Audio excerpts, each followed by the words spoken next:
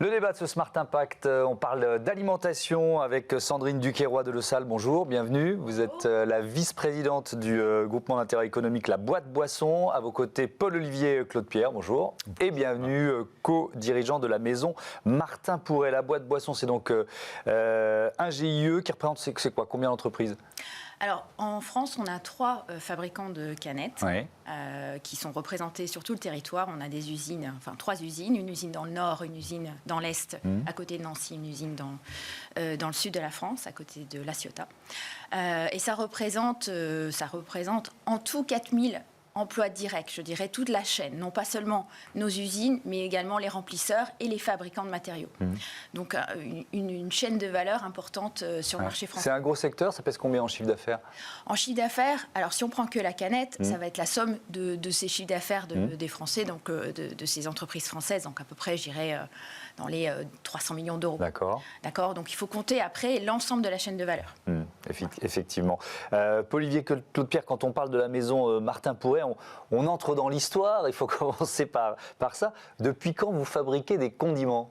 Alors, on fabrique des condiments depuis 1797. On fait partie des 200 plus vieilles entreprises de France. Donc, vous perpétuez une tradition qui est la tradition des vinaigriers de la région d'Orléans, c'est ça ? Oui, exactement. On perpétue cette tradition. Alors, juste pour faire une petite parenthèse historique, en fait, pourquoi Orléans est la capitale historique du vinaigre ? Parce que tous les vins qui venaient du sud et du centre de la France et qui voyageaient sur la Loire avant d'arriver à Paris, s'arrêtaient à Orléans. Et pour ceux qui avaient commencé une seconde fermentation, étaient transformés en vinaigre. Ok.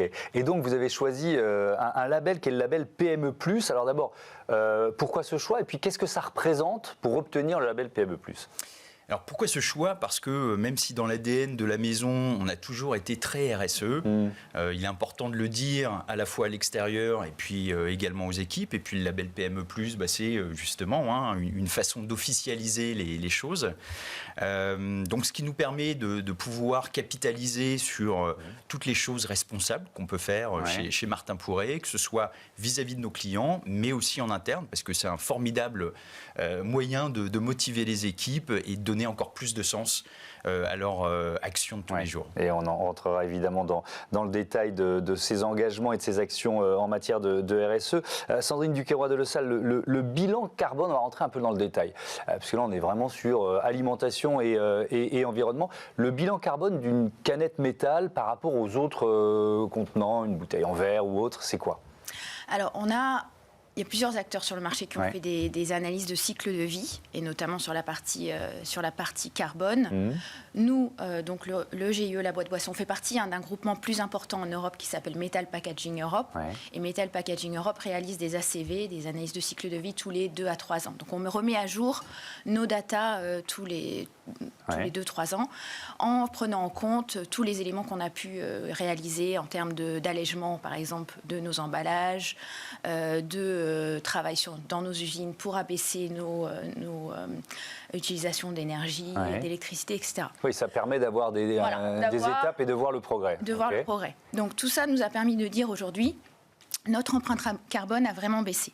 Et si on se compare, alors je pense que sur les ACV, tout le monde a des moyens de dire « moi je suis meilleur », etc.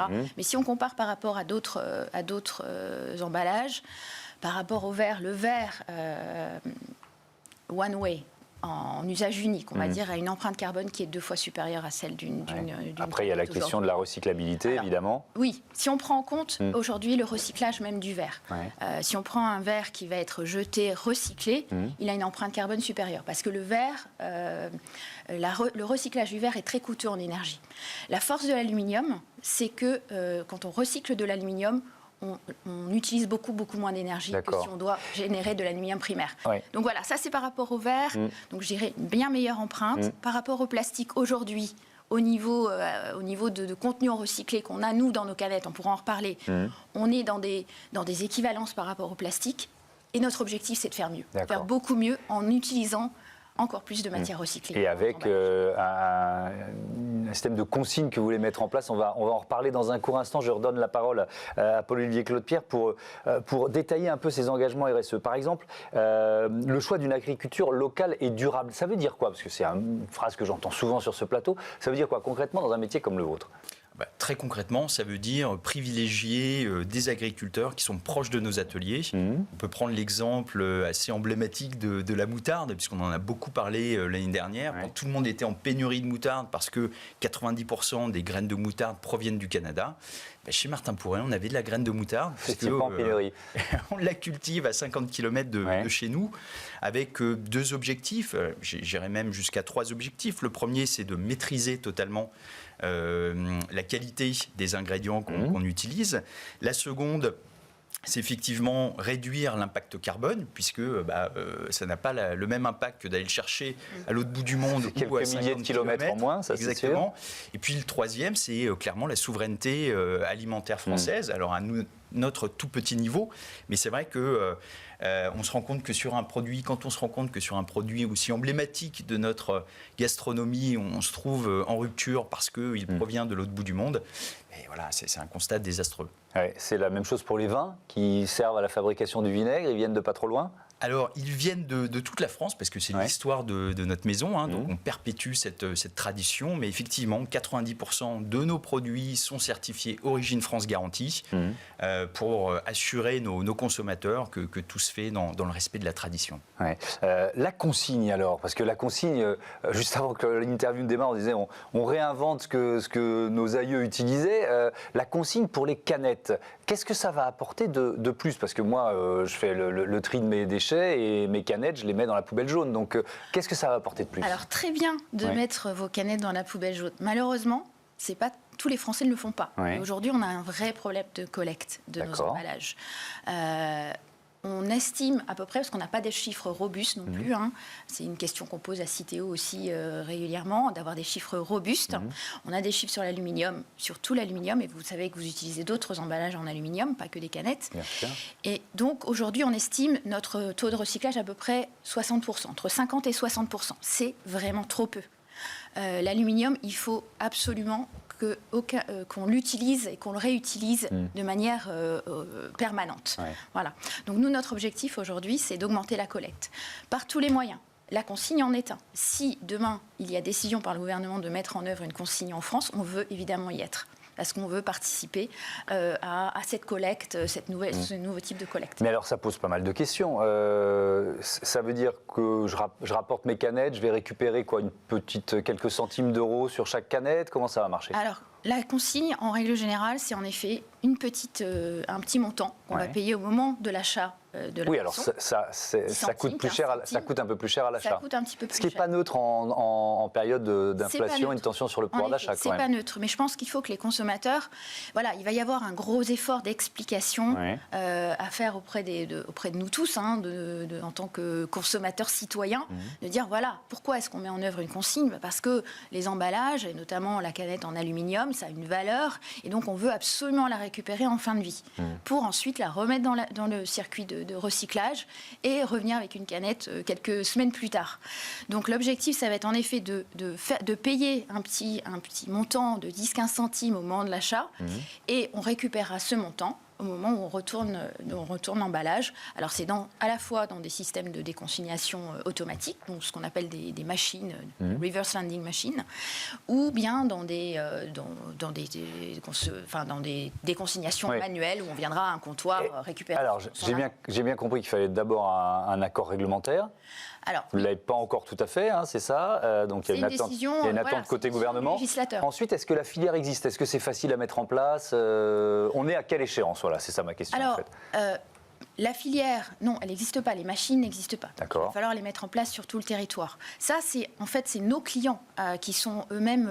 En France, on a ce qu'on appelle la responsabilité élargie du producteur. Bien sûr. Donc, c'est celui qui met le packaging sur le marché qui est responsable de sa fin de vie, on va dire.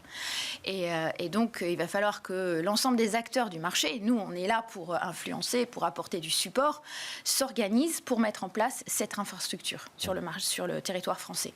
Et nous, ce qu'on veut, c'est un maillage le plus dense possible pour que nos clients, nos consommateurs, en plus la canette c'est un emballage nomade, on consomme beaucoup dans la rue en achetant notre sandwich du midi, en allant à la gare, etc.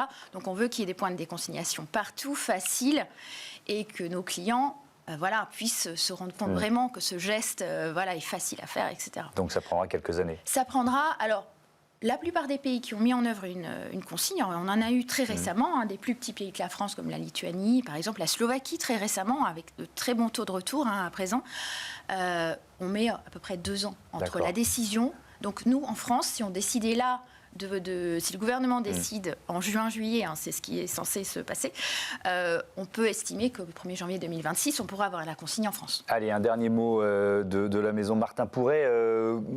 Qu'est-ce que vous faites d'autre pour émettre moins de CO2 ? J'ai vu que votre vinaigre, il fermentait lentement en fût de chêne. Ça change la donne, ça ? Mais ça change complètement la donne, puisque si on compare cette méthode traditionnelle à une méthode actuelle, alors je ne vais pas rentrer dans des termes techniques, mais pour les industriels qui font ça dans des gros acétateurs, le fait d'utiliser une fermentation lente en fût de chêne nous permet d'économiser 7 fois plus d'énergie. Donc nous, on est vraiment un exemple de la slow food. La chose qu'on utilise le plus, c'est le temps, et pour utiliser beaucoup moins d'énergie. Merci beaucoup, merci à tous les deux et à bientôt sur Bismart. On passe à notre rubrique Startup.